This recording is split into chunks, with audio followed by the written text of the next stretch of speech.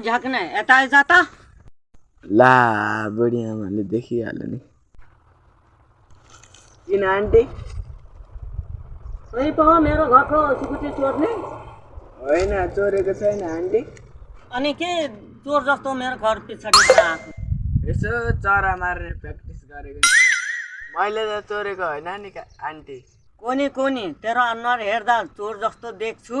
हेर्नु आन्टी म त कहिले चोर्दिन। लु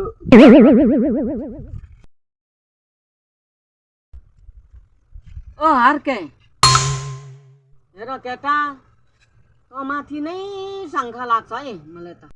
आन्टी मैले त चोरेको होइन। बाहिर निस्क कि आज तिमी छैन कि आज मु छैन। हैन अथारे त बौलाइस कि क्या हो? मेरो घरमा गएर के भन्नुभयो रे? होइन हिजो तेरो बुढीले के भने अरे?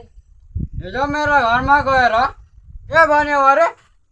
मेरो घरको सिकुटी ओथारेले चोर्यो भन्यो अरे नि। अब तैँले चोरिस कि भनेर नि।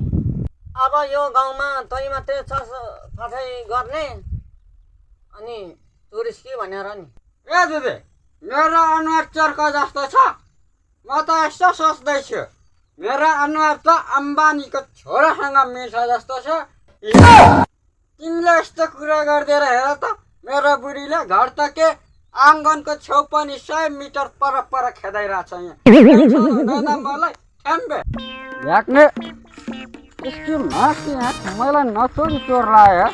उता घर गयो भने पो बुढीले के भन्नु छ? ए ओ थरी 200 रक्सी झिकेर आइसि क्या हो? तिम्रो हजुरबाउ भन न मैले रक्सी कहाँ झिकेको छु देखेको छौ?